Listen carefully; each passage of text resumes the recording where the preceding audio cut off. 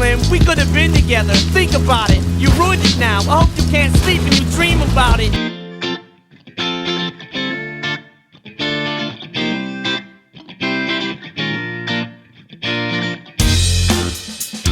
Hello and welcome to Intoxicated Masculinity. We talk about drinking culture, pop culture, politics, and anything else that comes up. Joining me as always is Brandon. Hello, my people. Kale. Hi. And Jim. Wait, that's not Jim. That's another J name. That's John. Jazzy John here.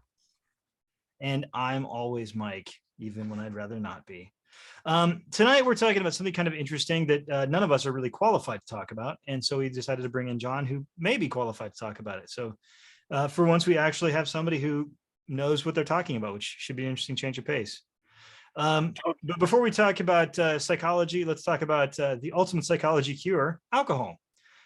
Brandon, what are you having tonight? I am having rum and Coke. All right. What rum are you using? The Grand Añejo. I think we got it. I don't know. I think we bought it together a long time ago. Fair enough. Okay, what are you having? I am drinking Freedom. Freedom apparently tastes like sudsy water. It tastes like having sex on a canoe. It does indeed.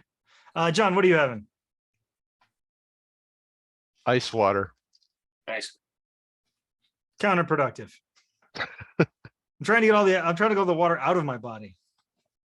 Somebody's got to drive. And so we did, and I can never keep up on exactly what cocktail episodes have come out in relation to our discussion episodes, but I believe you just watched the episode where we talk about the espresso martini. And so I, of course, decided to make myself a double because, John's not having anything, so I might as well have double. And I did want to say that in this review, or in the cocktail, I undersold how good this recipe is. You really have to try this recipe for the espresso martini and just click one video back and you will find it.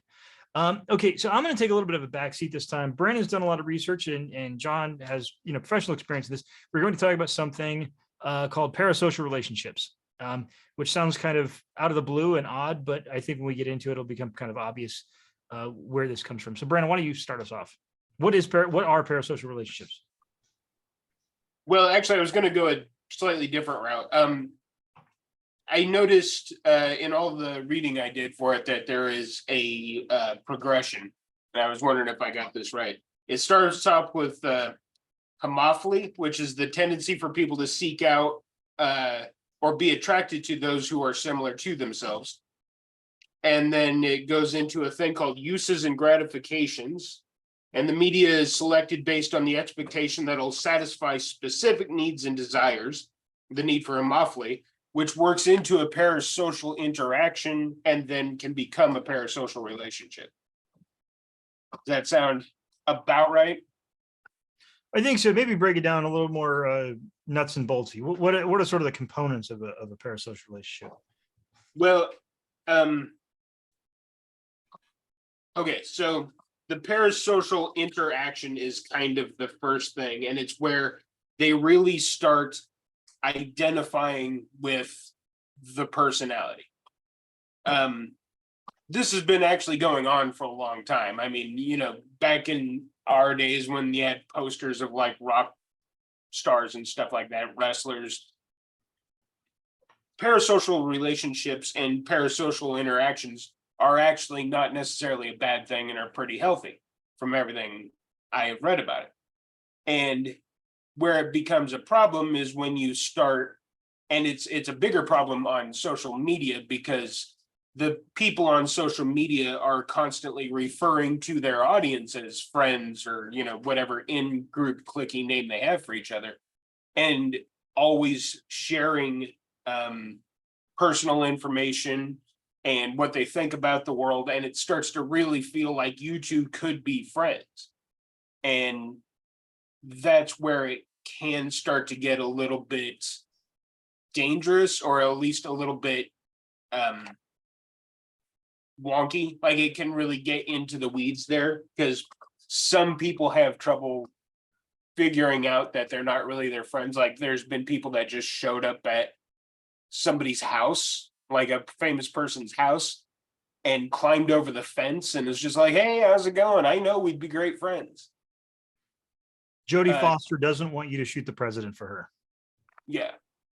John, so far am I on base? Yeah, I would kind of break it down a little bit simpler to start with, is that a parasocial relationship is a one-sided relationship, and it usually involves a set individual, and then the center of that is towards some kind of media person. And I think that would be the most recent kind of definition for it. Because if you look back, I think it started in the 50s when they kind of first started identifying that. And so if you think back to the screaming teenagers to the rock stars, or early rock stars, you could go back even farther with with motion pictures, with Clark Gable and Betty Grable, and if you go back even farther, opera stars. There were people throwing themselves off buildings because of that. The relationship, or the thought that or the realization that they didn't have that relationship. And if you go back even farther, and this is my own personal thoughts with regard of it, if you look at people's relationships with gods, or the That makes sense. fundamentalist relationship with Jesus is my personal savior, it can go all the way back that way. But and again, it can be healthy, but then again, like Brandon said, he can go off into the weeds. And for like within my profession, the way you look at it is where it's a problem is when it affects everyday life, their relationships, issues with finances, things that we would technically say are what promotes a typical lifestyle. And John, your profession would be brain mechanic. Is that yes, correct? Yes, I'm a licensed mental health counselor. Been doing it for 22 years. So I've seen some of this, but it's typically, if it's not a problem, I don't see people because of that. I've met other people that it's come up during sessions, but it was not the main reason that they were there, if that kind of makes sense. Well, yeah, I think that gets into the thing that's brought up for me, and I think Brandon had kind of been looking at this separate. So I'll let him, maybe talk about what got him into this topic. But for me, there was another YouTuber, and I'm not going to bring up who it was because it's not really important. But they were doing something that I sort of disagreed with, and on Twitter I criticized them, and very lightly. This was not, this was not a pointed assault. I did not, there was no yelling or anything. And the fans of their channel sort of flocked to very vociferously disagree with what I had said. And I felt like is kind of an out of proportion response for something that was very light criticism. And that channel is not what you would consider a toxic level channel. It is a channel that is very just kind of a mainstream normal channel. And it got me thinking about the idea that if a channel that is relatively non-toxic and talks about healthy topics and things like that could have people that could develop that parasocial relationship, imagine the kind of relationships that are developed with very unhealthy types of channels, where the people that are the creators are actively attempting to solicit these kind of parasocial relationships. Also, Brent, I would like to say that if we do have a pet name for our fans, I recommend they be called intoxicants. I think that would be a good name. Is that what they call brigading?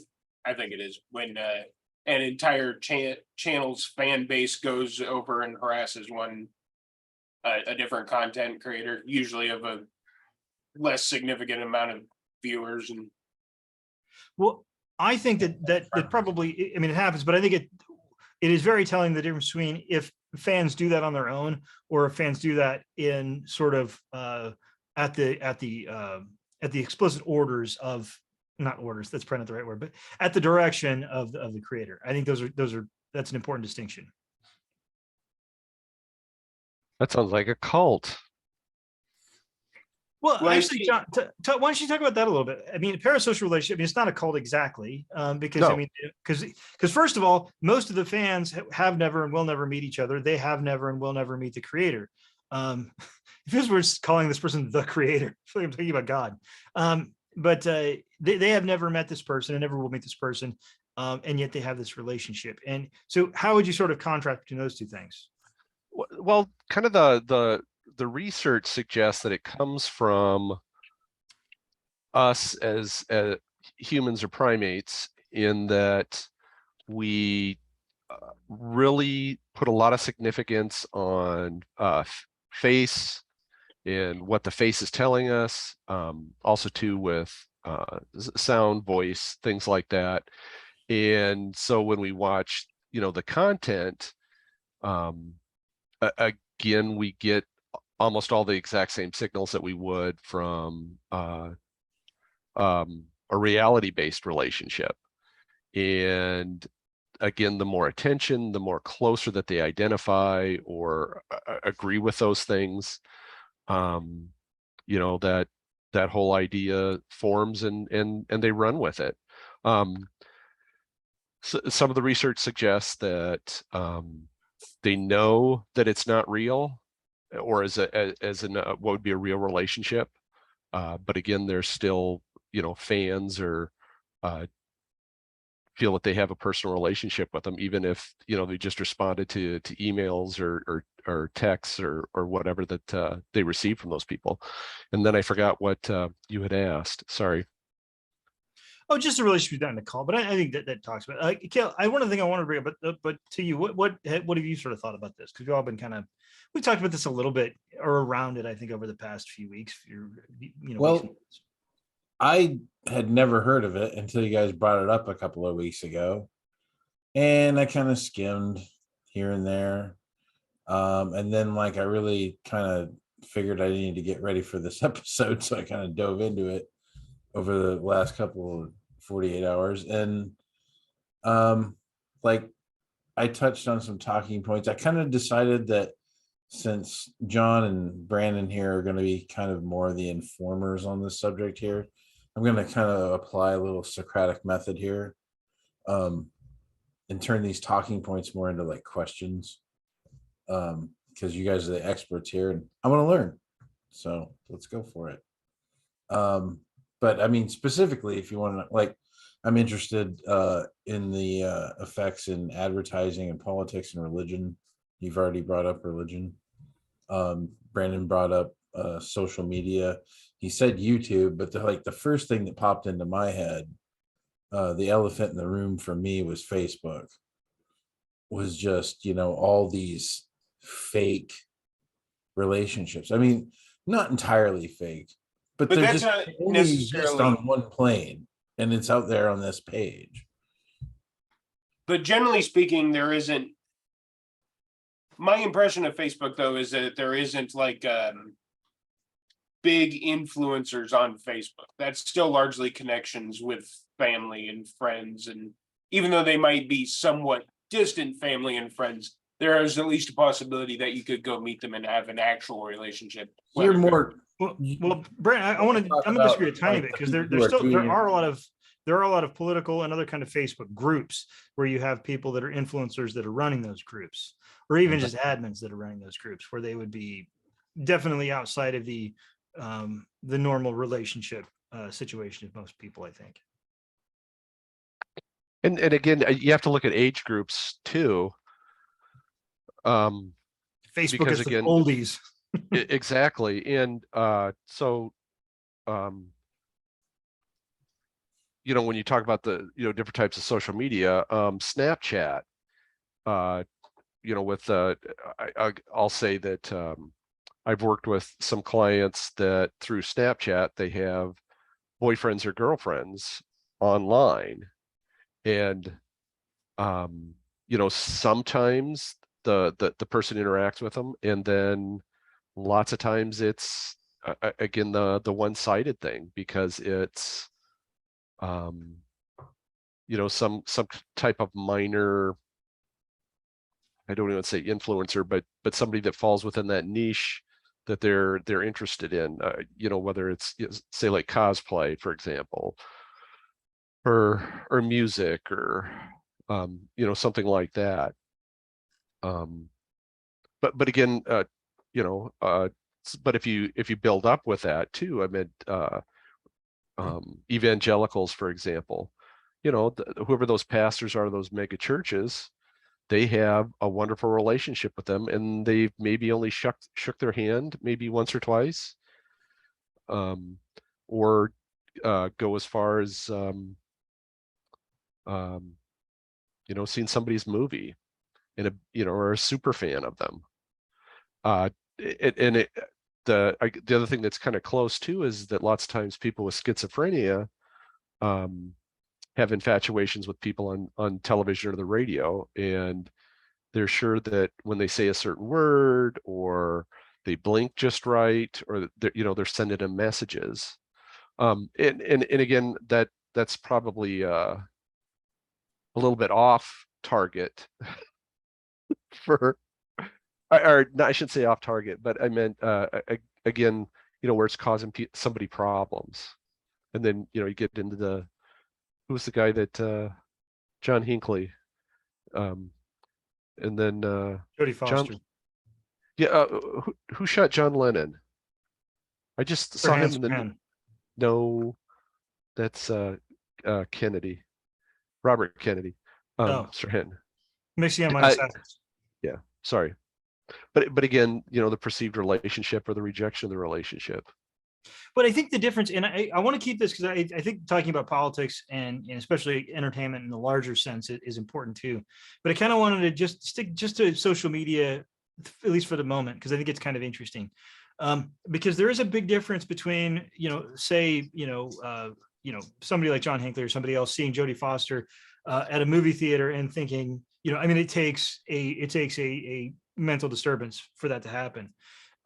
But when you're watching, let's say, vloggers on YouTube, the person is literally looking at you and talking to you. Yeah. So, and oftentimes they will say you, and they will talk to you directly. And so there it's like that. That's almost not really even a mental disorder. It's because it's so, I mean, especially if you're considering people, you know, a smaller group of these people who maybe don't have a great degree of interpersonal interactions in their day-to-day life, you know, people that are sort of avoidant or whatever, then somebody doing a vlog, it is probably the closest they get to a real, what they consider to be interpersonal relationship that they might ever have. So I guess that's one thing that gets me about the social media stuff is it is more personal than the sort of, you know, celebrity fan relationship, because there's such a distance there between those two people. Whereas, you know, for example, you know, we have had Josh from Movie Timelines on here, and he has his own YouTube channel where he does movie timelines. And I've met Josh. He took me to some various places to see some of the filming locations of Halloween out in Pasadena when my wife and I were out there. So again, it's a different sort of relationship, because there is a more closeness, but there's clearly not. It's not like we're not great friends. Like we've met each other once in person, and we've communicated a few times. Well, and two, you know, going back to the beginning of the outline that I was reading about, the homophily, the tendency of people to seek out or be attracted to those who are similar to themselves.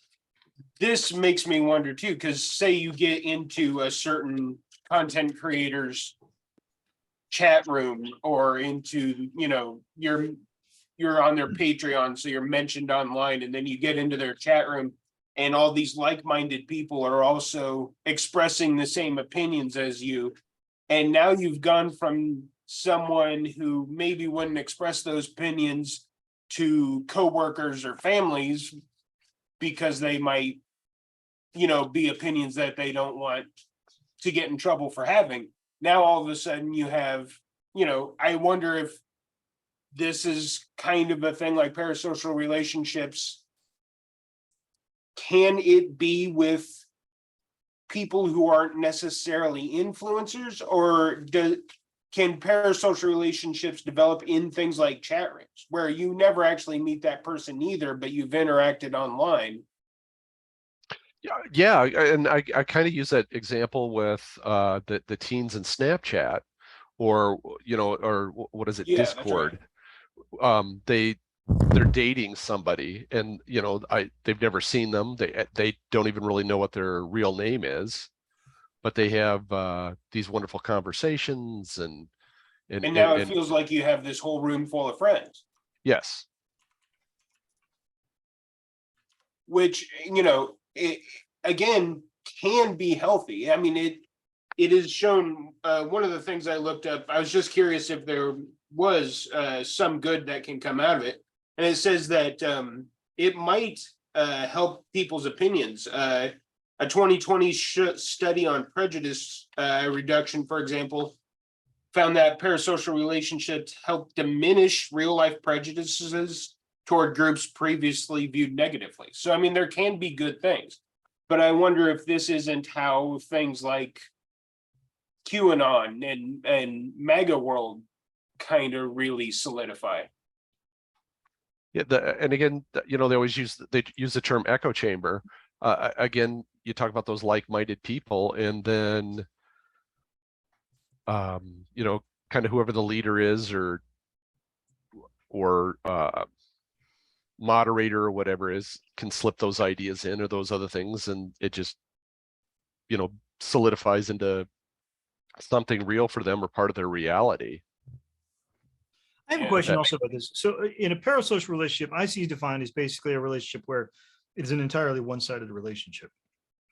But then it's sort of further complicated. We talk about YouTube, and I think a lot of us interact on various social media platforms. I know I do. I know Brandon does. Kale, maybe to a lesser degree, John. I'm not quite sure about you, what your sort of social media, diet is. But so I support several people on Patreon, and that's an even more complicated, where you have limited interactions, where it's not entirely one-sided, but it's clearly mostly one-sided, where some of those people I'll talk to every once in a while, in very brief situations.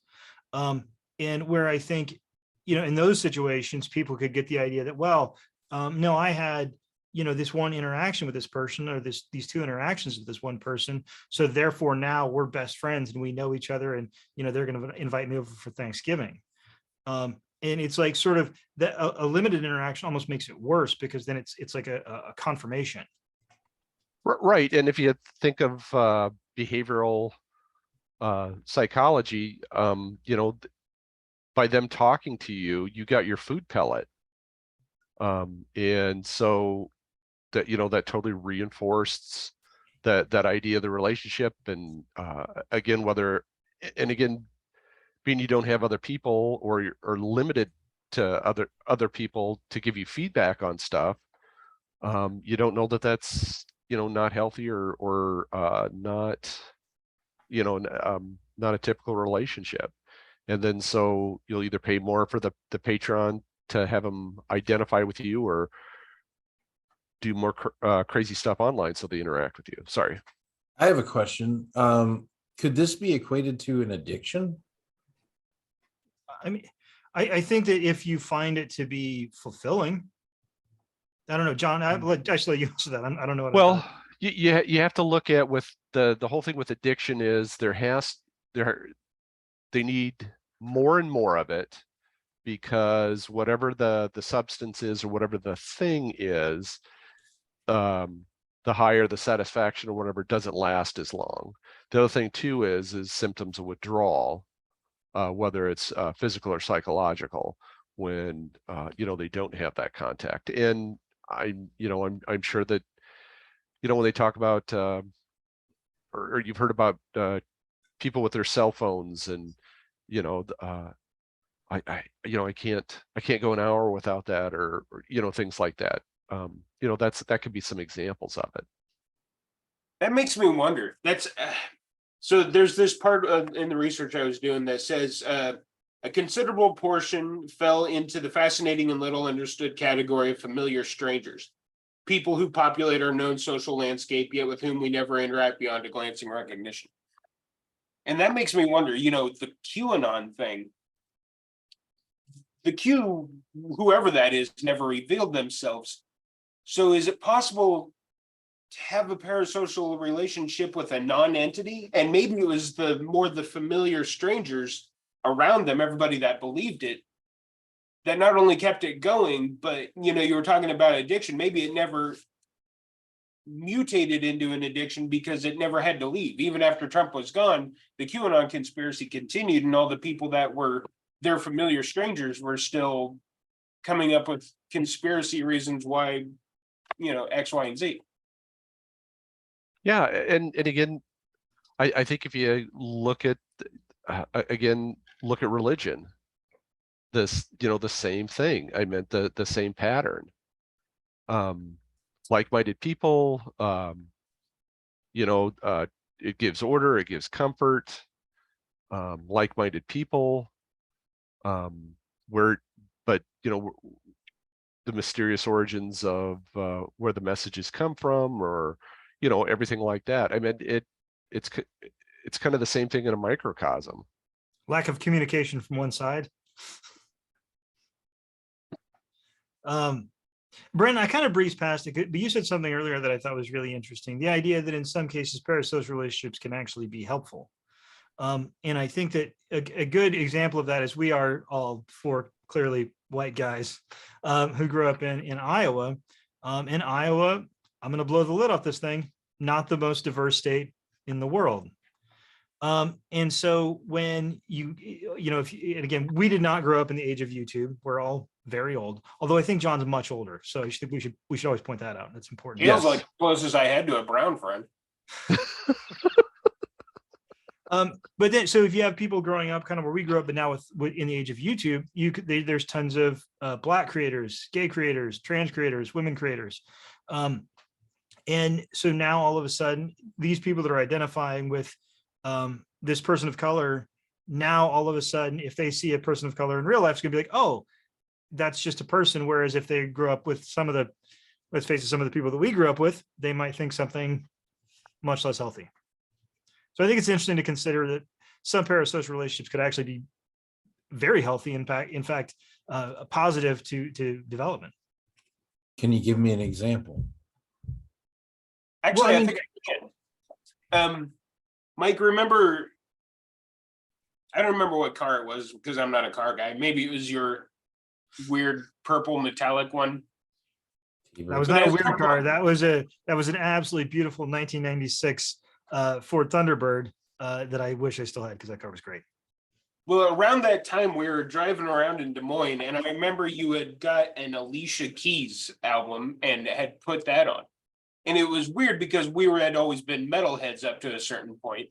And not that any of us were ever explicitly racist or anything, but we're all right wingers who grow up in a very white state and we're separated from people of color, honestly. I mean, which, by the way, that's already like racist adjacent.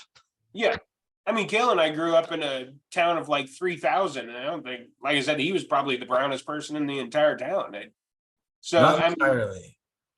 There was one couple where the gentleman was Pakistani and the woman was Black, and they had a child that was in the school system.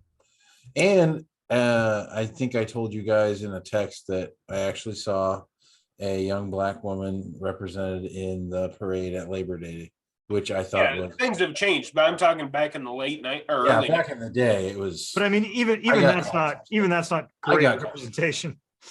But well, not to have jumped the shark too much there, but more freedom. I remember you were playing an Alicia Keys album, and the song was really, really good. Like all the songs were really good, and I remember thinking, man, if whatever stereotypical idea I had of a Black singer, this was not it. She was really good, and I don't know. I think I wouldn't have counted that as a parasocial relationship, but maybe a parasocial interaction, first, because I everything she kind of portrayed on that album was kind of elegance and, taste and class and all this kind of thing. It was what I read into it anyway. And I always thought that was really neat and, something I wouldn't mind developing a little bit of, mostly failed, but jump in here. I think that you could have that type of positive interaction with lots of music, though. I mean, like you said, for example, we were like mostly into like rock metal stuff, and then all of a sudden you try this new stuff. Like I know that now you and I both like jazz and stuff. And Mike, your music taste has moved a little bit from the angry music to more contemporary sounds. Less Um, angry music, But just I think mostly angry. when you want to put it in the light of a parasocial interaction, it seems to me like that is a good example of what a positive one can be. Well, yeah, I think to get out of to go, sort of move from social media a little bit into the sort of more general entertainment rubric. Yeah, I think that parasocial relationships, and I mean, you have people that have, like, let's say, for example, and I can't remember the name of the character. There was a show called Barney Miller, which was very, very famous, really, well-regarded talk show that had a recurring gay character. Well, if you had, gay kids who at that time would have not been probably having a very good time, they could develop this relationship with this person on screen and see that, wow, there's a person on screen that looks like me, and I can sort of identify with and have some level of affection for, and some level of empathy with. Representation. Well, it's representation, but it's sort of on a more personal level of, I have this relationship with this person, even though it's not a sort of quote unquote real relationship, it's a parasocial relationship. That person doesn't know that person. John, But having that relationship is very healthy and helpful. Well, And also, John, did you like Barney Miller? yes, I like Barney Miller, and I thought it was a couple. I thought there was a gay couple. I think it was originally a guy, and then I think that he paired up with somebody later on. I think it was originally one guy, but I haven't actually seen the full run of the show, so take that with a grain of salt. And again, I think it's just kind of skimming. It's close, but I don't think it's quite the same. But I meant if you look at though that they have posters of them, if they're part of their fan club, Like wrestlers, yes, like being a big Hulk fan or something back in the 80s. I think wrestling has even more unique, because there is a great degree of, you don't see your famous actors live.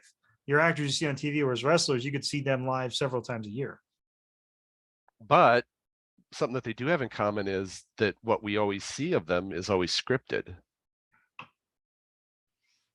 Well, but I think to be fair, wrestling is the matches are scripted, and I think a lot of the outcomes are scripted, but a lot of the interactions are, it's sort of a combination of scripted and impromptu.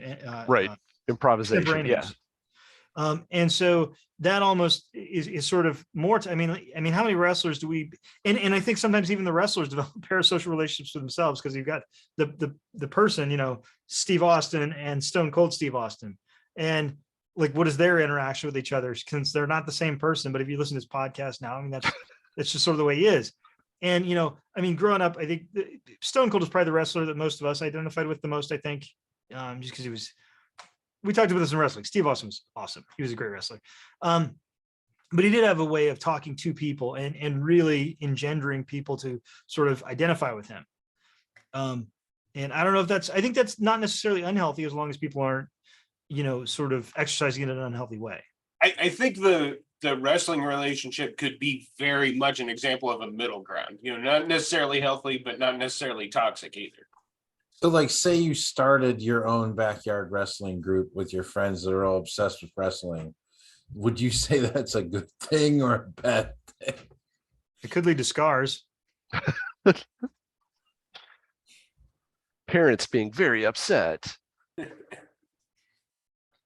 So I think the natural end point for a lot of this stuff is politics.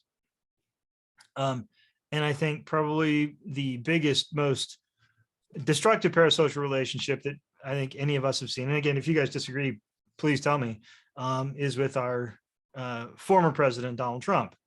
The number of people who absolutely believe they have to go out there and defend Donald Trump at every at every step. And that, if they get arrested, he's going to come and help them and all this kind of stuff. So I don't know, John, what do you, can you think of any other relationships that would sort of rival that as far as the number of adherents, aside from the Catholic Church, obviously? Boy, not in recent memory. I closest thing I had, I wouldn't even say it's even close. I was thinking about Michael Jackson, and when the accusations of child molestation first reared their ugly head. That was fighting words for lots of people, because they knew that he wouldn't do that, or he's not that kind of a guy, or and again, what other type of interactions that they had other than seeing videos of him or listening to his music? None. Yeah.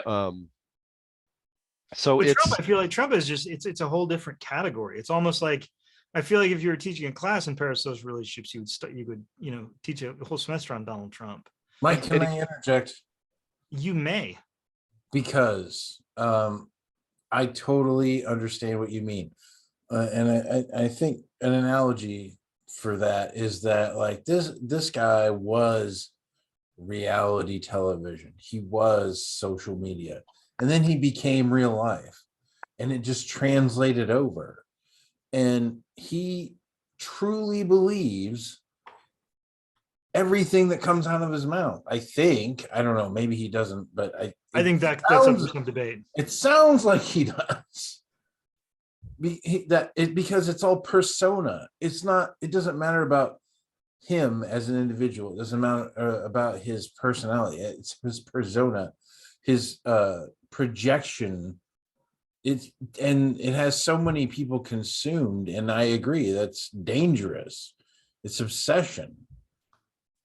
Well, But I mean, go he on. literally had people break into a government building to try and stop an election. I think there's this kind of like the ultimate end of any parasocial relationship. I mean, a violent coup, you don't really get much more than that. no. I don't know, Brandon, what do you think? The former president and his, let's just call them fans. Well, I think it's the clearest example. I think the first time I heard the term parasocial relationship was about a year ago. One of the leftist YouTube content creators I was watching brought it up with the idea. It was a political idea. I don't remember if they were specifically talking about Trump, but I mean, it's got to be from a person completely untrained in any kind of psychology or anything. To me, it's got to be the clearest example. I mean, just sort of go down the list, and I'm just reading the definition off of Google. So it is a one-sided relationship, because while Donald Trump talks to his followers as a group, he never talks to the individual followers. So he doesn't, where one person extends emotional energy. And I think, I mean, if you've watched any of the news of any of this stuff, that his followers extend incredible amounts of emotional energy. I mean, you see them all over the place. I mean, I remember we were doing a walking in a protest. There was a bunch of Trump supporters that were driving around in these giant trucks with these giant Trump flags in the back of their trucks, like honking and doing that thing where they shoot the black smoke out of the truck. Rolling coal. That's the dumbest phrase I've ever heard in my life. What is it? Rolling what? Waste of fuel, by the way, and you're hurting Um, the It's called Rolling- rolling coal. rolling coal. But it's not Rolling even coal. It's diesel, which doesn't come from coal, so it doesn't make any sense. But yes, these people are just driving around in circles with this stuff, and it's like, what are you doing? Like, what? Anyway, spending interest in time, and the other party, the persona, is completely unaware of the other's existence. Now, again, obviously, when it says unaware of the other's existence, they're talking about the individual, not the group. I mean, obviously, Donald Trump is aware of the group's existence, but he clearly seems to be completely unaware of the individuals in the group's experience. So, I mean, this seems to be pretty textbook example of a parasocial relationship. Well, you talk about Steve Austin being able to talk, and I mean, Trump can, to at least the people that are open to the way he talks. That's one of his strong suits. A snake oil salesman. Well, one of the things that I've always done, so I watch the Young Turks oftentimes for my news. I don't agree with them 100% of the time, maybe 75% of the time. Anytime I'm watching somebody, if I start to feel myself agreeing with them on issue after issue, then that for me is a red flag. So if you're listening to somebody and you're like, oh, they're right about that. Oh, they're right about that. It's like, wait a minute, are they? So, I mean, maybe they are. Maybe they talked about 6 things that I agreed with them on 6 things for, totally rational reasons. But if somebody talks about 6 different topics and you don't come up with a disagreement, then there might be something else going on. Oh my goodness, you know what? I really enjoy Bo, the 5th column. Oh, And I can't think of much of anything that I've ever disagreed with. By the way, totally apropos of nothing. That guy looks almost exactly like my team leader in the Army. It's scary how much he looks exactly like him. well, I wonder too, as toxic as Trump is, I wonder,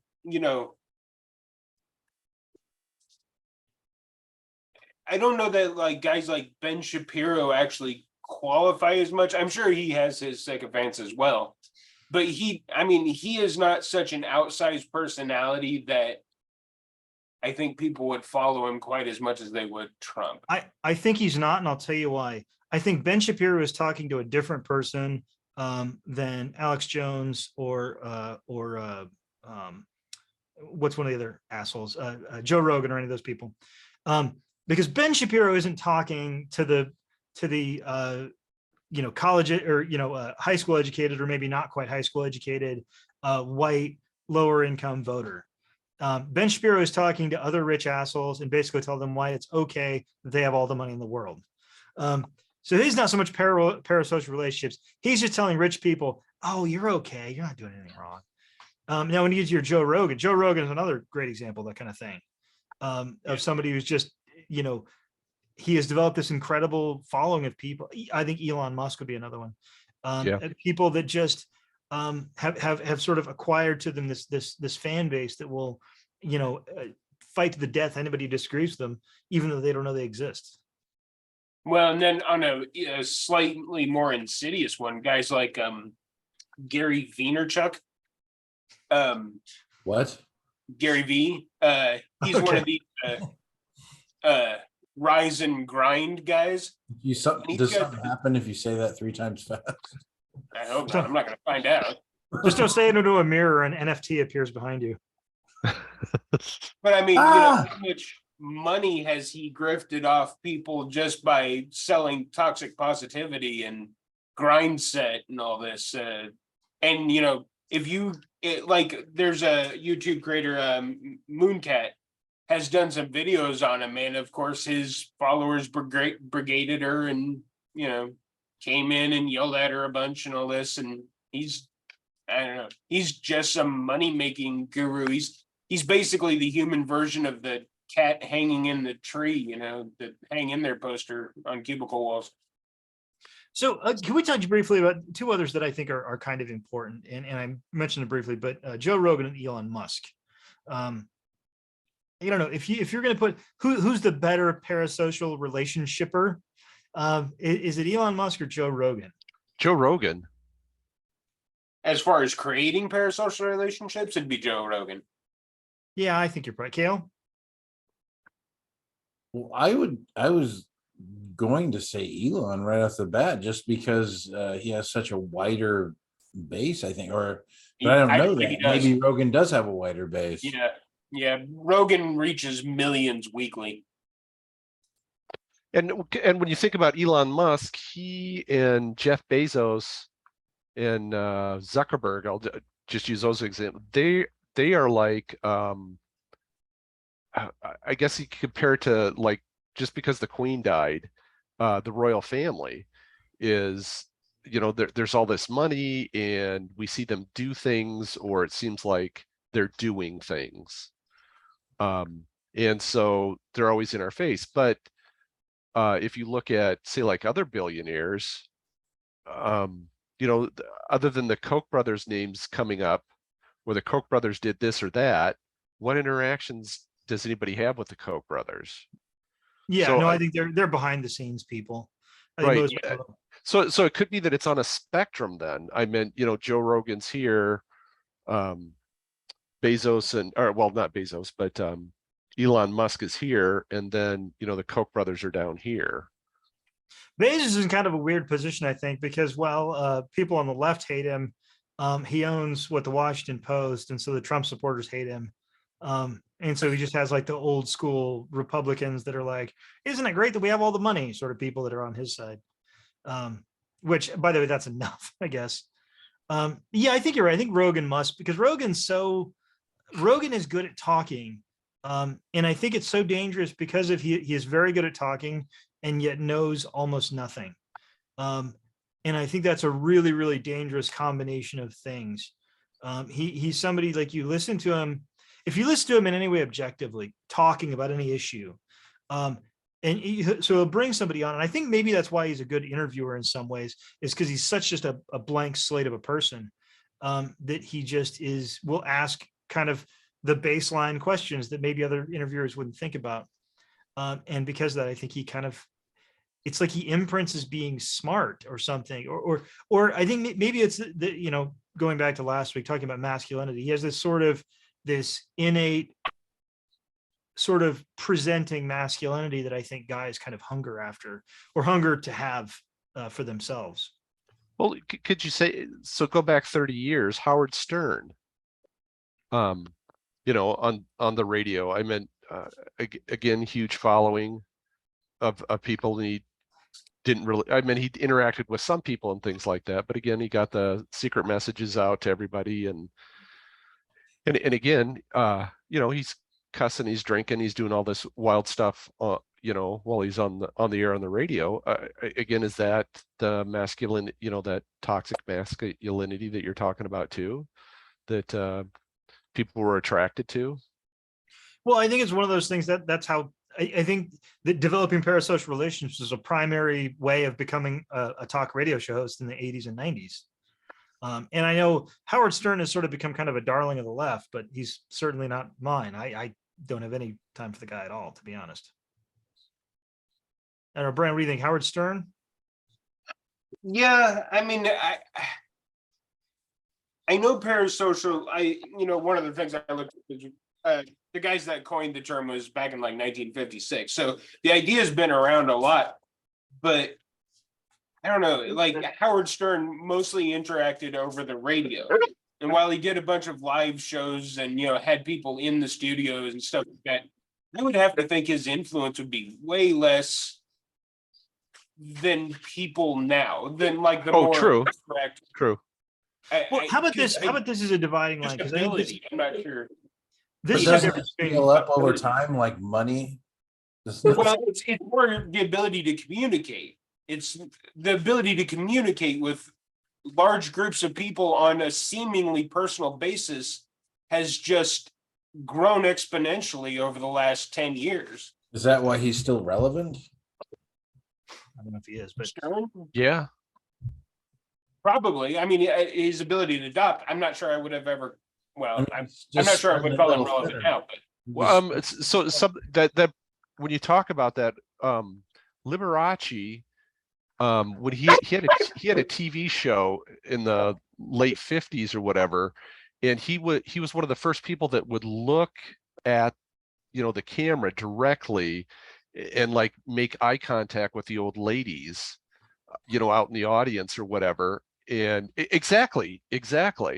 And little smiles and things like that. And they were just crazy about him. And I'm sure that's again an example of that. but I wonder about this as a sort of a way to decide whether a parasocial relationship is positive or not. I don't believe that Howard Stern really has any agenda with his, the relationships he develops. I think his agenda is getting more viewers. But if you're talking about somebody like Donald Trump or Elon Musk, or I would argue Joe Rogan as well, I think they pretty clearly have agendas. They're developing those relationships to get something. Yes. And not to get something in general, but to get something from their audience members.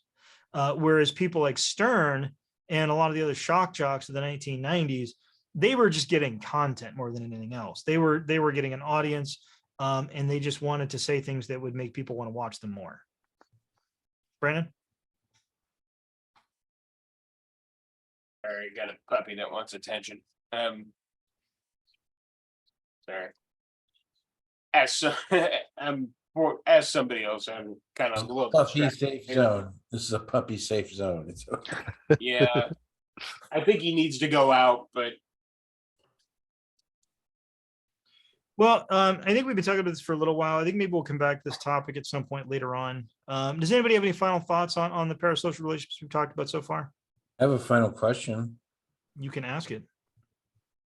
I mean, okay, by definition, you're having a one-sided relationship with this other person. So anything you're saying or doing, they have no idea about. But you're relating your emotions of the things you're thinking about to that person. So my question is self-talk, which I think is the right term for it now. Is that, yeah, okay, so just so in the scenario, you're imagining an interaction with another person. It's in your head, it's a hypothetical. Is that a parasocial relationship? Because you really do have a relationship with that person, but you're having like this alternate conversation. Well, I with- think that's just relationship dynamics. I don't know, John, you can correct me if I'm wrong. That sounds like just something like we all game out our relationships and game out what people do, but I don't think that's a parasocial relationship because the other person's It's friends with. so if it's like, you're going to ask that that special somebody to marry you, and then so you go through that whole dialogue of what you're going to do and how they might respond. Is that an example of kind of what you're saying with the self-talk, or is it Kind of, well, I mean that, or like, say like you had a hard day and you're home from work and you're in the shower and you're doing that thing. Well, I would have said this, and I would like, or is that just something else entirely? I think that I would say that that's something else entirely, because that is kind of that idea of self-talk is that you're trying to process whatever that experience was, and usually if it's it's usually stressful or uncomfortable situations or things that made you upset, is how am I going to deal with that, or how should I have dealt with that, things like that. So I think that self-talks just is a little bit different. But if you look at it, because we have that internal dialogue, or we're able to do that, you can kind of see how it's a slippery slope then to the parasocial relationships, excuse me, or belief in deities and things like that, because again, we can hear that, or we think we can hear that, or we can imagine that, and so it has some kind of reality for us.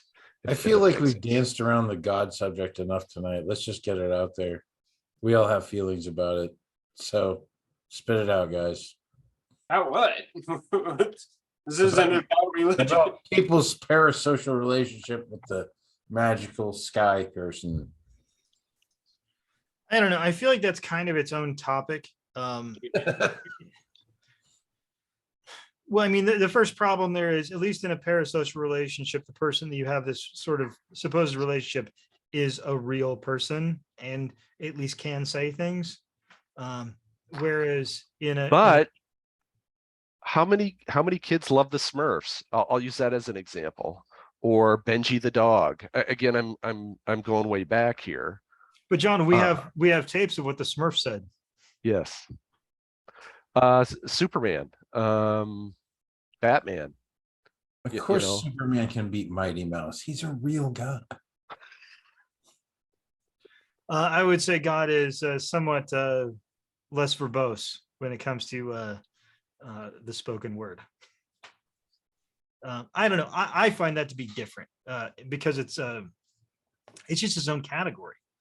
And It's a subject that takes more than a couple hours to talk about. well, not to mention the fact that for some people that relationship's incredibly healthy. I mean, some people have incredibly healthy relationships to religion, and some people have incredibly unhealthy relationships to religion. And the reasons why they do so are incredibly complicated. I mean, some Well- people have unhealthy relationships with regard to religion because of mental health issues. You know, we had been talking a little bit here and off and on, Mike, about the manosphere. That's definitely one of those really detrimental parasocial relationships.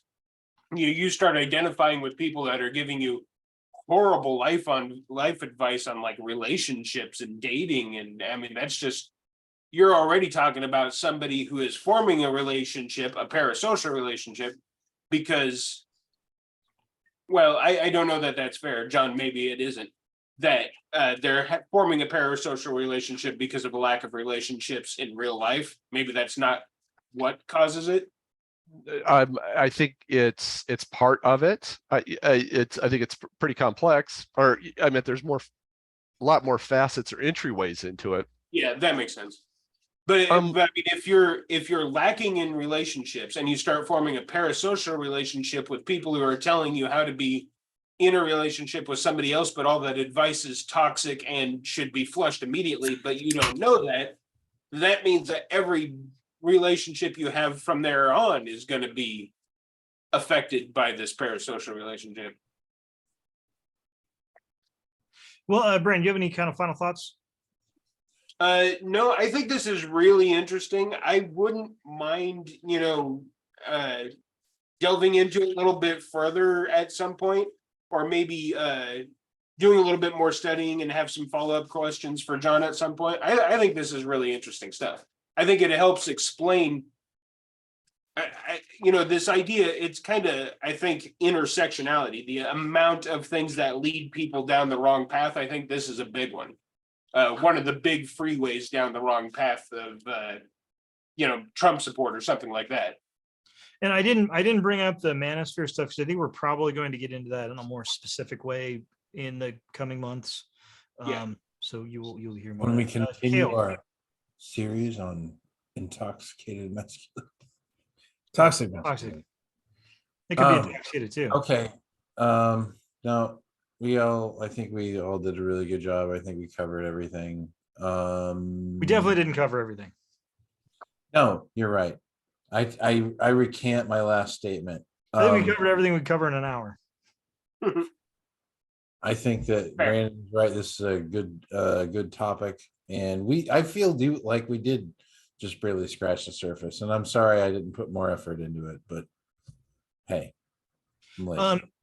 Yeah, I think this is a really interesting topic. Again, with some of the interactions that I've had lately, it sort of brought this up to me, and made it something that I've been noticing more and more.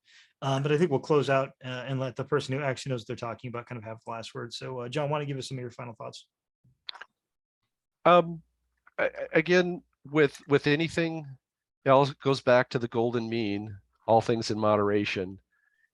Including moderation. With relationships. So I'll call it fandom. It can be a healthy and fun thing and can help you connect with other people with similar likes and tastes. But then again, too, it can go to further extremes where it becomes a cultish attractor phenomenon. We can see with the MAGA movement for, I'll just use that because that's the most recent. And Star Wars. It could be with Star Wars. And I was going to relate one personal thing is that I remember reading in a John Byrne forum about him having these really bad experiences with fans at conventions because they thought they knew him or that there was some kind of relationship that they had with him. And the only thing it was between the books that he'd written or interactions that he'd had on forums or like AOL groups. I mean, it was that long ago. GeoCities groups. Yeah, GeoCities groups. Message boards. Yes. Oh, I remember the Excite message boards.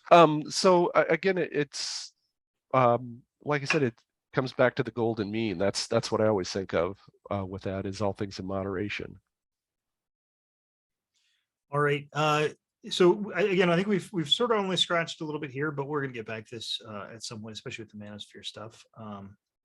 That being said, I want to thank everybody for watching. Please like, share, and subscribe, and have a good drink, and have a good day.